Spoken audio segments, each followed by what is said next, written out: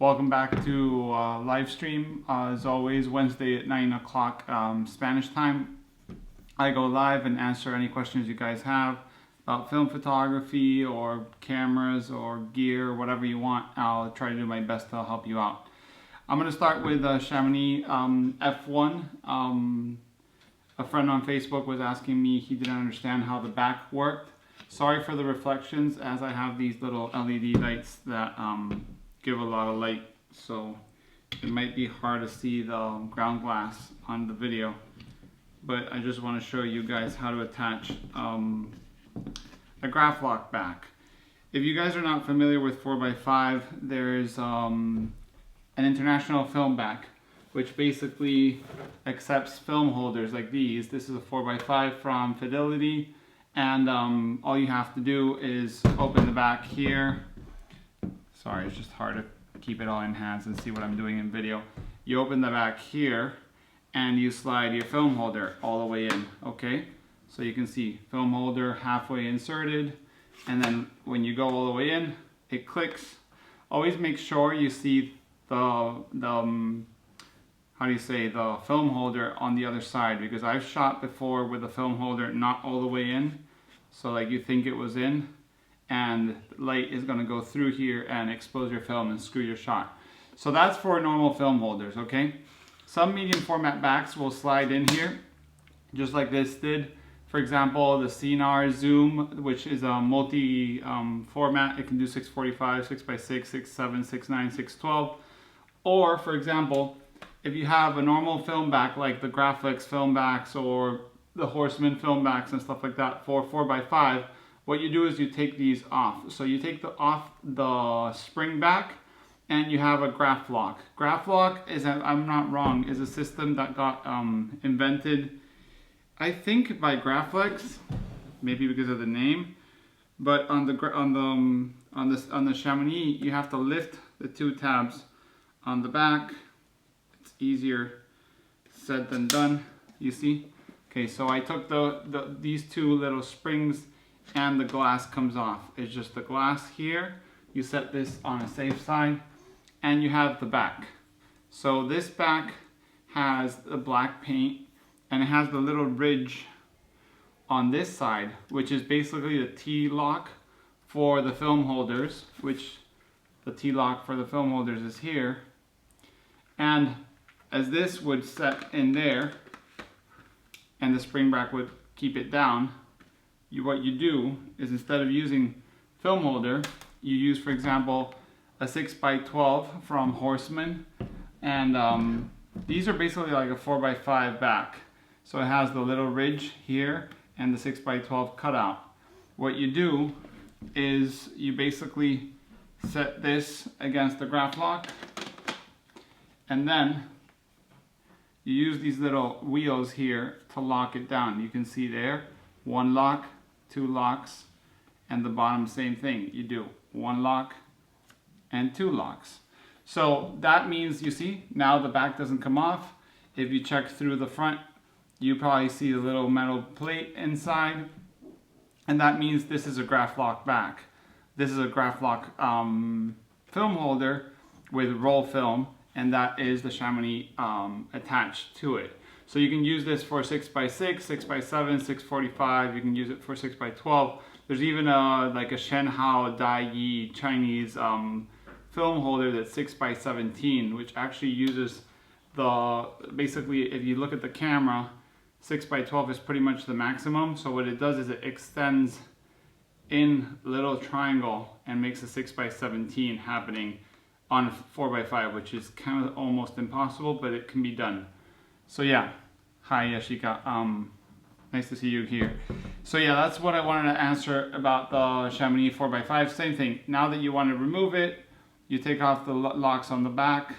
1, 2, 3, 4, take it off, grab your ground glass. Remember not to drop this, because if you drop this, you're gonna break it.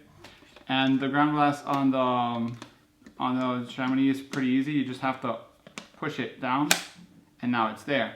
You can check if it's okay, spring loaded, and that's done. So now you can use film holders again, normal ones. So that was for one viewer that had questions about that. Can you get an adapter for the Intrepid cameras like that one? What some people are doing, and you have a video online from Tony Santo on YouTube, which he adapts, I think a Vista or Zone 6 to a Graflock. He buys like a Graflock back from an old either Burke and James or maybe a Graflex, and adapts it to his 4x5 field camera. So you can probably do that for the Intrepid. I don't know why Intrepid didn't. No, actually, Intrepid does admit Graflock, so it shouldn't be a problem to use that with Intrepid. Sorry that my little video camera stopped working. Let me check. There we go. Oh, no space in memory card. Good for that. Okay, I'll record this later.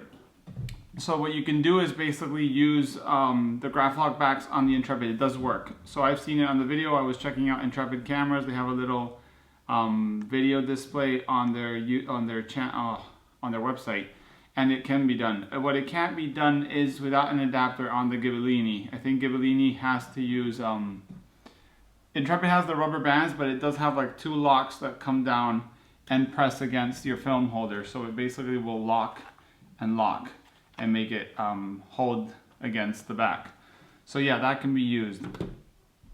Then I had some questions by Svein, who always remembers to send me nice questions. So I will start with some of his questions. He told me, how long is it until you can go live on YouTube again? YouTube banned me for some mistake or something, and I'll be able to go live, I think August 21st. I'll be on holidays, but I'll be making live videos while I'm on holidays too. So we'll go from Instagram to YouTube. Maybe I'll keep both, but I will keep the YouTube so it goes live directly after instead of having to edit these multiple cameras. Yeah, then from then on, I'll be doing YouTube live on YouTube, just for you guys to know. So let me see, I'm gonna see if I can erase some videos before I do any of this. Let's see how, I don't even know how to do this. Okay, so menu, delete, all with this date. So yeah, I'll be going live on August 21st when I'm in my holidays. I don't know where I'll be at, but I'll go live on YouTube. Then he asked me, how big can you normally print with an enlarger pointing down? At what point do you need to turn it and do wall print? That's a question that has more to do with the fact of how big your enlarger is and what model you actually have. Because depending on the model, you'll max out faster. So for example, I have an 8x10 enlarger, and I think I max out like at 20x24. Maybe I can do like 24x24, 4x4s, like square pictures. And mine won't shift and let you do wall printing. So it depends on your enlarger. I think that could be done. Yashika says, sorry for the question. No need to be sorry. You can ask anything you want. What delusion do you like for HC110 and push HP5 to 800 or 1600? On my developer, which is HC110 from Kodak, I do Delusion B because it's kind of strong but not so strong, and I do HP5 at 1600 for, I think it's 11 minutes. So that's what I use when I develop in the darkroom. So no worries about questioning. You can ask anything you want. Going to question number 3. If you need to go to wall print, easels are out, how do you wall mount printing? I've seen people paint the walls with magnetic paint and use like magnetic strips. I've seen people make a whole metallic wall and then use magnetic strips the same way, or even like these thumbtacks that are magnetic and you just put them against the wall. But it all depends to what works with you. So I don't know, it depends on what you're doing. I don't think printing on a wall is that easy, so I wouldn't go for that first thing. But I mean, it can be done. Then question Sorry, James says, I was thinking of getting a Fuji GS645S for landscape. Any other suggestions? Fuji, let me check it out, because there's Fuji GS645S. Not that I don't know it, but there's a few Fujis that I always get confused. Let me see. Okay, the Fuji GS645 is the one with no bellows. So that's the one that works best, because the one with bellows actually does break. Those bellows were made very thin and don't last unless you buy one with bellows being replaced. You're going to be stuck with bad bellows and those are going to break. So the one with the 60 f4, yeah, it has like a little guard, so if you drop the lens, I guess it stops it from breaking or something like that. That for landscapes is going to be good, but it is a 6x45. You're going to have enough quality, but maybe you want to try out some 6x7, something like that. And I don't know, I recommend, if you're going to go something like 645, something you can change your lenses on, maybe a Bronica ETRS or ETRS-I, so you can use wide angles. The Bronica has, I think, a 40 mil. You also have the Pentax 645, which you can change the lens. If you're going to do landscape, people like wide angle lenses. So I would say something, maybe you can change your lens. And those Bronicas are really cheap. They're going around $190 to $200 if you find them at a good deal. And the lenses are pretty inexpensive too, as there's many Bronica lenses. Bronica cameras are not bad. It's just they were the cheapest when they were around. So a lot of people bought them for wedding photography, landscape, baptisms and stuff like that. And they're usually beat up, but there's some great ones out there. I actually have a Bronica, what is this one? I can't even tell you. This is someone let me. This is a Bronica ETR-SI, as far as I know. With a 75, you can change the lens, as I say. It's Bronica lens mount, so you can go ahead and change the lens anytime you want. And Digital Truth is a mess with HC 110. I actually use the time that is inside the roll of, I think it's inside the roll of 35. So if you get a roll of HP5, open it and check it out. It says 20 degrees HC 110 dilution B, 7 minutes 30 for ISO 800 and 11 minutes for ISO 1600. So always check the specs for the film manufacturers, as they are usually very helpful. You guys probably can't see that on the video, but that's what it says. These spec sheets, if you just Google Ilford HP5 PDF, you'll find it. It's the first hit. So yeah, don't forget to check the official ones. They usually have a few, like the most used, like Rodinal. Now they have R09, as Rodinal is no longer available, even though Adox got the brand name finally. You have like Kodak developers, Ilford developers, and a few very common ones like Accufine, Perceptol, stuff like that. So yeah, don't forget the specs are in here. Also tells you some other stuff, which is very important. Also, Ilford has the technical information at ilfordphoto.com and lab locator, which is pretty useful. If you want to do landscape, what about Intrepid and a 6x12 Graflex adapter? I mean, that's probably the cheapest 6x12 way. These backs are, should be not, okay. Yeah, well, these backs go for around $400 to $600, so they're not that cheap. Then Intrepid camera new is 250 pounds, which is almost $300. And then a wide angle lens is gonna be around 300. So that's not too cheap. I would say 6 and 3 is 9, and another 3 is $1,200. So I think it's cheaper to buy a 645 Bronica if you want to shoot landscapes and you want to go with, plus you get 16 shots. So once something like this, you don't need the grip, you don't need the prism. You can just use the lens and the body with a waist level finder. It'll be good and pretty cheap. Yashika says, I use ID 11 stock, but I want to change. I've never actually used any of the Ilford developers. I know there's I don't know if it's ID 11 is pretty much a copy of the HC 110, but I think it is. And but I like the Kodak, and I love that it's syrup. It lasts forever. I've had it like for 5 years open. It still develops great. So it's pretty good for me. No worries, Svein. I mean, the Fuji is super sharp and cheap. So last question Svein sent me was about, can you explain how you built your sink? It's a D76 copy. Okay, good to know. I know that they have another one that's maybe the Ilfotech. I don't know. Then Svein asked me about my sink. So he says, how did I build my sink? I need to wash 20 by 24 RC paper. So I might do it in trays, but build a sink that is big enough.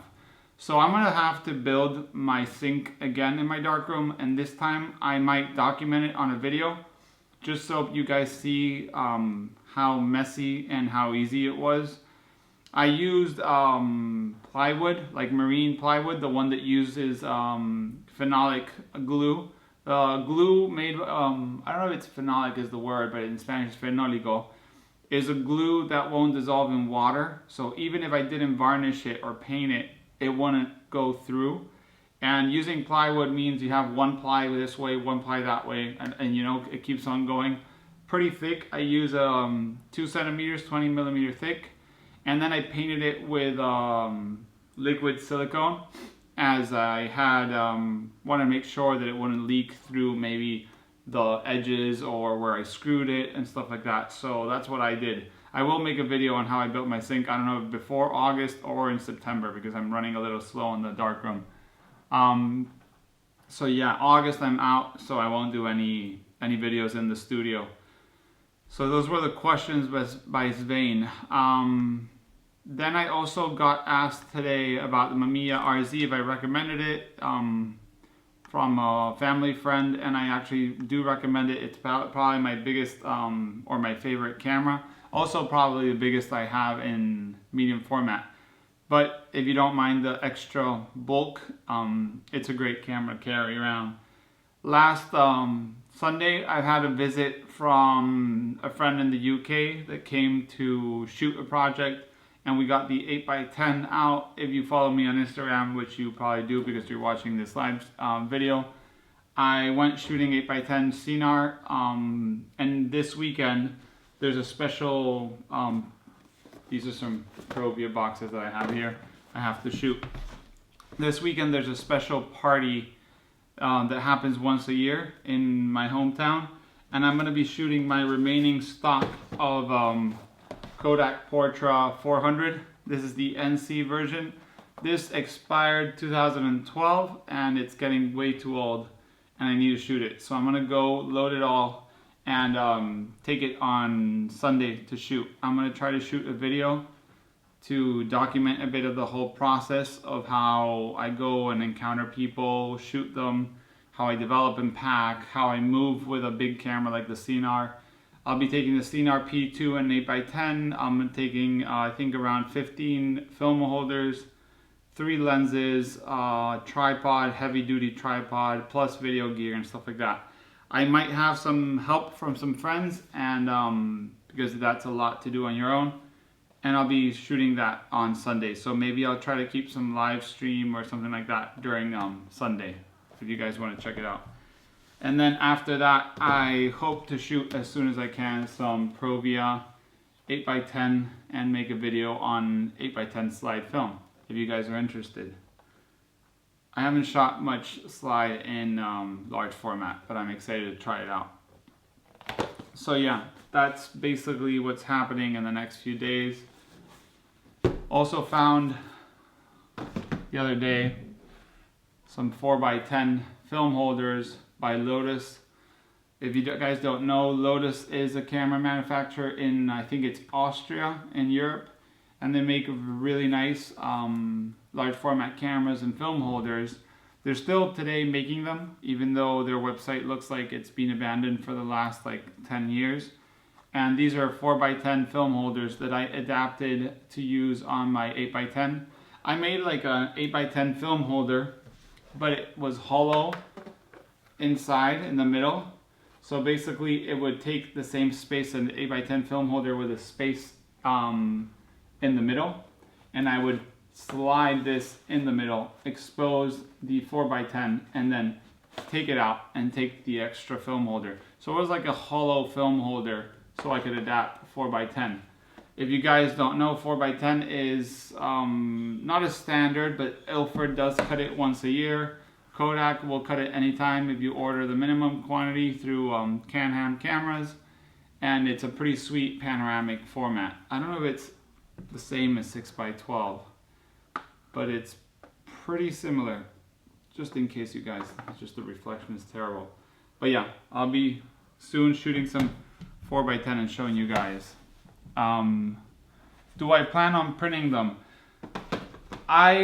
The whole idea is I have 30 sheets of Portra 8x10, which are getting old and I'm not shooting anything. So my whole plan is to load all my film holders and shoot all my Portra in one day. I'm going to be shooting from probably 6 in the morning when they start setting up this party, and shooting all throughout the day till around 9 at night. And after that, I'll be developing in my own darkroom. I'll be using Adobo tanks and Adobo machines and develop all my Portra. Then I'll be doing contact prints to edit it. I might offer some contact prints for whoever wants to support the little project.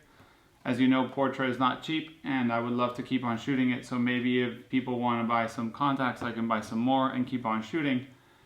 And from that, I hope to make either bigger prints or some kind of a publication, either a magazine or zine or a little book. I mean, 30 shots is not a lot, but I don't know if maybe I can pull something off, maybe a little zine to show the work behind the scenes and stuff like that. So yeah, that's what I'm planning on doing Sunday. I might fail as there might be raining, or maybe people don't like me shooting, or maybe something breaks or something goes wrong. But if I can, that's the whole plan. I have, as I say, 3 boxes of this, and I'll shoot it. Then again, I have 60 plus sheets of Portra 160 Vivid Color, which are also getting old. And I plan on finding a subject where I can shoot that all and maybe do something with that too, as I don't want to just have this film go old when the new film is, you know, too expensive to buy. So yeah, I'll be maybe going live and showing you guys. Any other questions you guys have, let me know, and I'll try my best to answer them. Give me one quick sec. There we go. Contact prints that large are larger than prints I usually do under the enlarger. Yeah, that's something I saw on a Facebook group, the darkroom, about how small prints are actually pretty fun. I have here, let me pull it down. These are 4x, I think maybe 5x7 prints. Let me check it out. So I have some 5x7, but I print pretty small. I usually do, and I enjoy printing small. So yeah, that's 5x7, and these are all 5x7s of my family. This is what I shoot most of the time. This is an IKEA frame, cheap, and it was pre-cut already. But I put these 3 pictures of my kids. This is what I shoot 99% of the time, and these are 5x7 to put at home, to show, give people, send as an exchange. Print exchanges are really fun. This is a great size. You don't have to be printing 8x10. I have a few 8x10s around the house, and they're pretty big in size if you want to put them on the wall, or you want to put them on the side somewhere. George says, Aslan wants to know if you can shoot FP100C in a 4x5 view camera. Yes, George, you can use Polaroid 405 film holder, not the 550, not the 505, the 405. So, hey Mitch, your Wi-Fi is, if you can't, I'll leave it linked later, this whole video, so you can watch it later. So you can use this foam holder, it's not here, but it basically shoots that FP100C on a 4x5 film camera. So all you need is 405. They're going on around $100 on eBay, and FP100C, as you know, is going around 25 to 30 euros. So yeah, you can still shoot this on a 4x5, but you do need this back. Don't buy the 505, don't buy the 550, because if not, you won't be able to shoot. F Montage says, those are wonderful. Do you contact print under an enlarger light or a simple lamp? Is it doable to dodge and burn them? I contact print on an enlarger. I use my enlarger. What I do is I raise it as much as I can, and I unfocus my glass, because I do leave the glass inside. And by unfocusing it, what happens is if there's any dust or anything on the glass or on the lens, it won't show on the contact print, because if you kind of have it where it was focused for previous print, you might be enlarging that dust on your negative carrier or your lens. And what I do is I just project white color if I'm doing contact prints on graded paper, and if I'm doing contact prints on, for example, multi-grade paper like here, what I do is I use the filters so those will give me the contrast on my prints. So yeah, I do use an enlarger. You can use a lamp, but you're going to have a harder time controlling the amount of light. You're going to have a harder time controlling the amount of time. You're going to have a harder time controlling the amount of, I'll say it, something else. But what I mean is, it's not so easy. Weston used to do it in a little wardrobe. He used to have like just a light bulb, which he would put up and down and do contact prints on, I'll say it's not Lalima, Amidol paper or something like that. It's a paper, a special paper that they still make. 2 people make it in the US in small batches. But yeah, you can do it with a light bulb. Thank you about the tips. Yeah, if you guys want to try medium instant film, that's the only way to use FP100C. And it's still cheap enough that one can buy it and shoot it. Used to be $8, now it's 24, and it still is cheaper than shooting Impossible.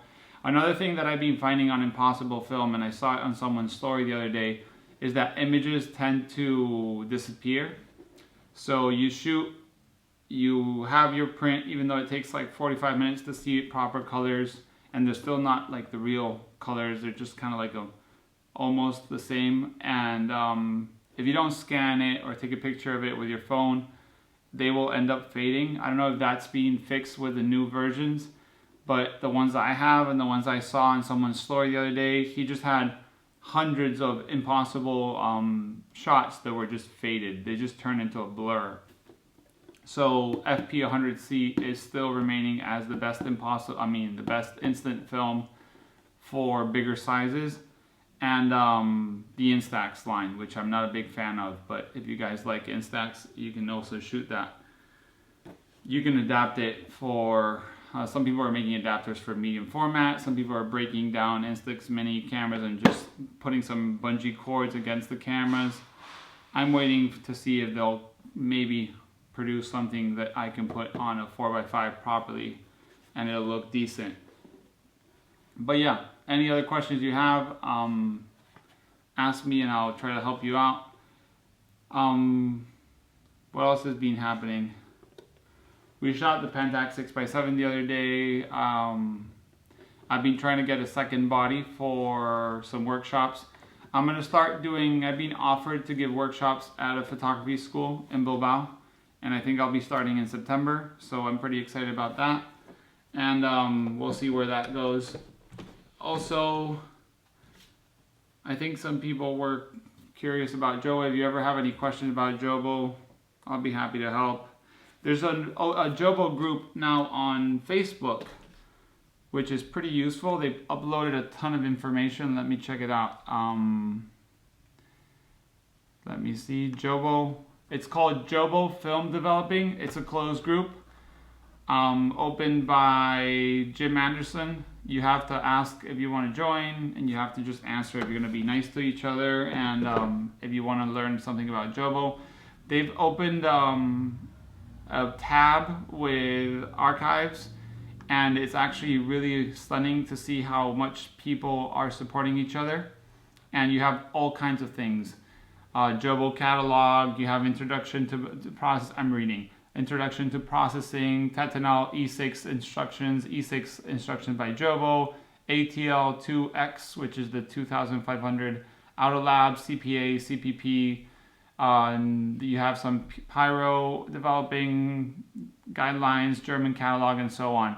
So if you guys want to go there, you can check it out. Humberset Photo, which is saying, do you know where I can easily get a PC sync cord for flash for old medium format? I would say the best bet is going to go on eBay to find a PC sync cord. eBay or B&H, something like that. George asks, Chamonix 8x10 holders versus the new Intrepid ones. That's a good question. I've been thinking about it. I've been thinking about getting one from Intrepid and testing them against the Chamonix. The Chamonix ones go around $250 euros approximately, depends on where you are. And the Intrepid came out on the Kickstarter for a very good price. I think they were around £50, even though they never sold them separately. Max told me that the problem with let me see, Kickstarter, I just want to see the price, Intrepid. He told me that the 8x10 film holders are a lot of work for the money they were charging, and he was gonna maybe offer them as an accessory once the campaign was done, which was finished and did really well. They had 473 backers. I'm reading it right now. And the film holders were basically £50 as an add-on. You couldn't buy them on their own. Yep, you couldn't buy them on their own. But I'm curious to see how good they are. I don't know if they'll be better or worse. They are for sure going to be more affordable. And he did say on the interview I did for the YouTube channel that they would never release something that didn't work, which is of course reasonable. But I wonder how good they will be. I mean, at least we can try them out. I'll see if I can get hold of one, George, and make a comparison. But they look pretty good in the video, and they look pretty good in the pictures in the Kickstarter. And for the price being, they might be a good choice to try them. But as you know, if you're shooting portrait at probably around 30 euros a shot without developing, having a late leak or having any issues is going to cost more per one shot you screw up. Maybe even if you screw up 2 shots, you've already paid for the Intrepid film holder. And if you screw up a whole box by any chance, you could have bought a Chamonix film holder. So yeah, for those that don't know, Chamonix makes these ones. I have a 4x5 one here. My 8x10 ones at the studio.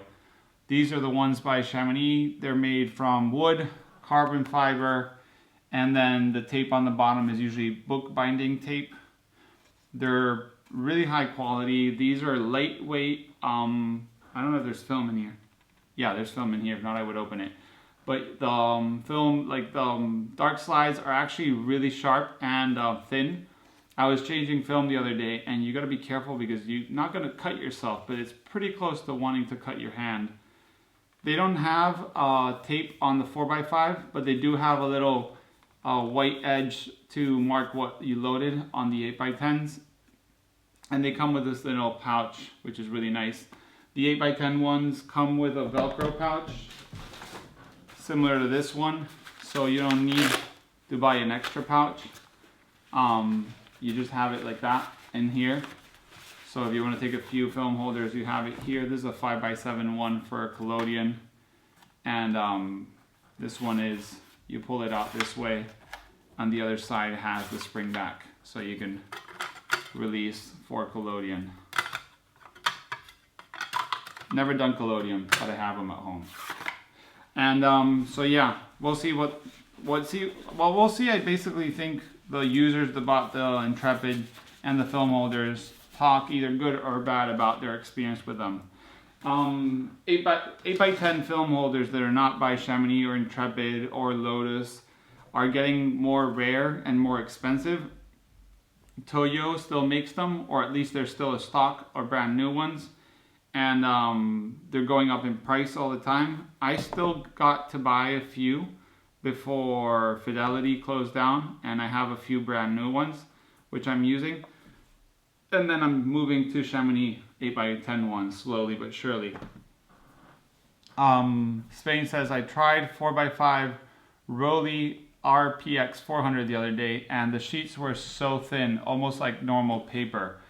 Yeah, I've heard that the Rolly film is actually really thin, and the what is it called? The Cinestill people had trouble because they said their film that they were doing from the movie stock was actually too thin and could actually give you a little shift in focus. So I wouldn't say it's going to be an issue, but you got to be careful if it's too thin and you're shooting maybe something really close up where your depth of field is really thin, and then that would give you some trouble. So try to either buy maybe a film that's a little thicker. If you're going to be shooting large format, you want to save some money. Fomapan is great film. I've shot over, I think, 600 sheets in 4x5, and they've all turned out great. No problems with the emulsion lifting or chips or scratches or any of that stuff.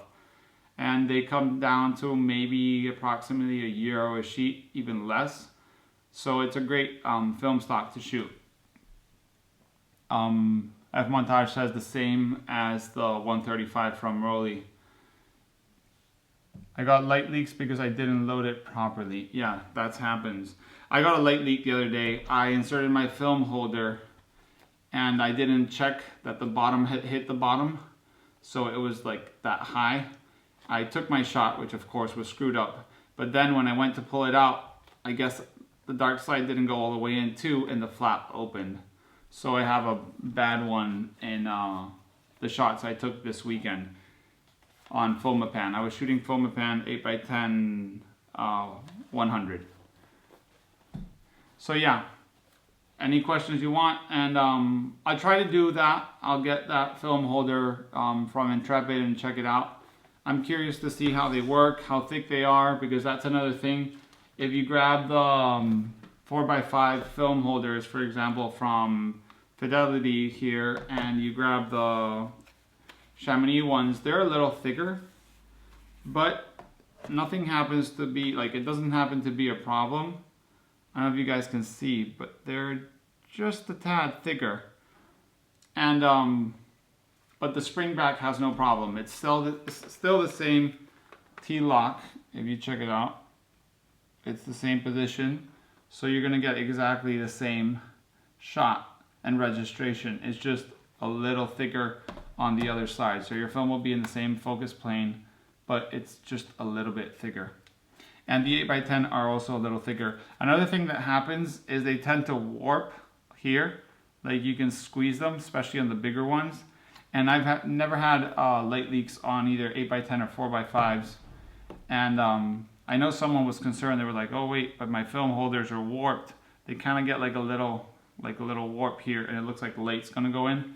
Another recommendation is when you're shooting, if you can, put your dark cloth over, pull out your dark side, and keep that dark cloth while you expose. A lot of people tend to leave their dark cloth all over their camera, so if they have any pinholes or any holes in their bellows, that will ensure that film won't get fogged. Also, if you're shooting infrared film, that can be an issue, so people leave their dark cloth all over to avoid having any extra trouble. So yeah, that's pretty much it with the film holders. I'll try to see if I can show you guys how they work, comparing ones to others. Let me just put this away. Any other questions before we go? It's 5 to 10, and I'll be stopping in like 5 minutes or so, just so I can answer. Do you ever try something within photography that you know nothing about? Actually, that's what I did for the first few years.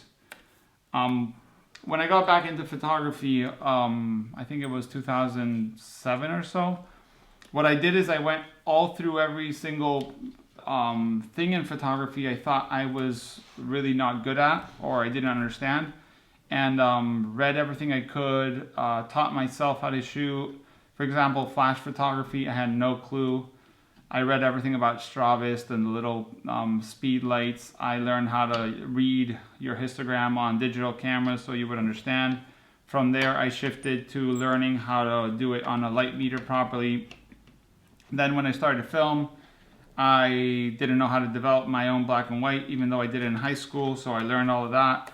I taught myself how to develop C41 through a video. There was a video on YouTube from Tim Parkin, who has this company called Cheap Scanning, like .com or .co.uk. Let's see if he's still there.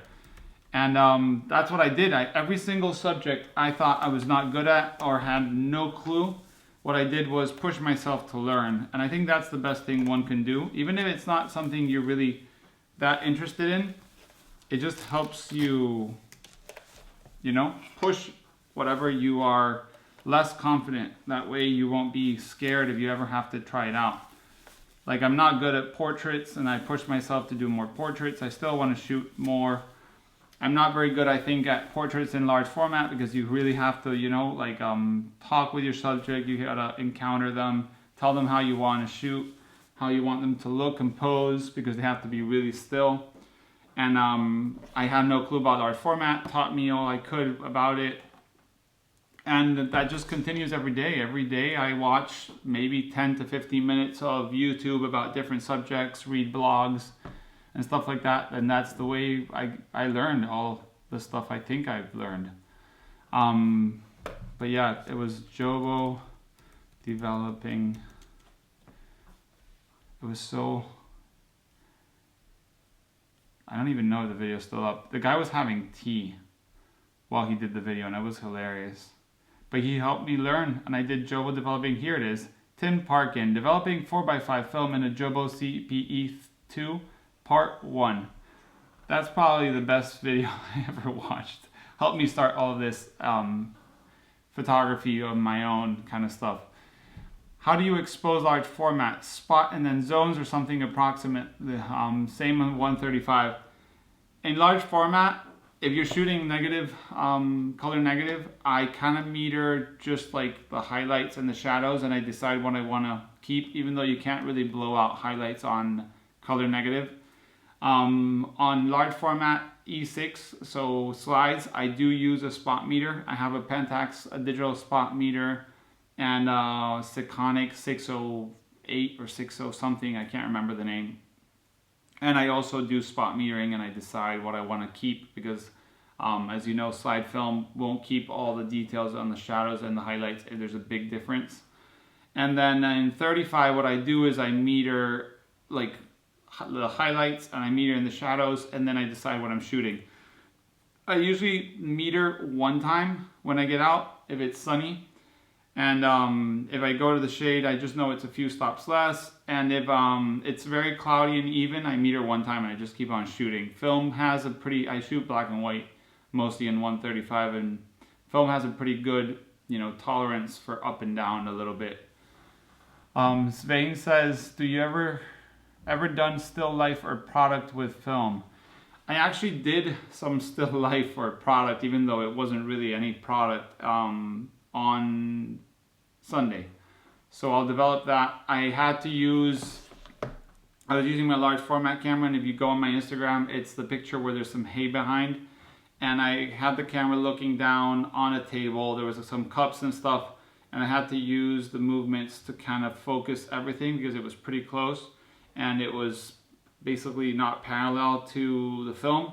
So what I did is I inclined the front a little bit and the back, and that brought my line of focus, or yeah, how do you call it? I can't remember.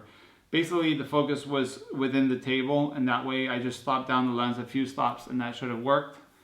But no, I'm not a big fan of product photography, at least if it's not going to pay me. It's not my kind of style. There is a few people I admire for what they do. For example, there's a friend of mine in Catalunya called Ramiro Elena, who does some great tabletop photography with large format, and then you've got people like Weston and stuff like that with his peppers and things like that, which are amazing. But it's not my kind of thing. Maybe one day I'll try it out, but it's not really something I've been curious to try out. But yeah, it's 10 o'clock, and I'm gonna cut it here. Thanks for everyone for joining and asking questions. I will write down what you guys have asked that I couldn't answer. See if I can help you in a future video. As always, you can ask me any questions you want through Instagram, YouTube, Facebook, whatever media you think is easiest for you. And thank you for joining, and see you next week, Wednesday.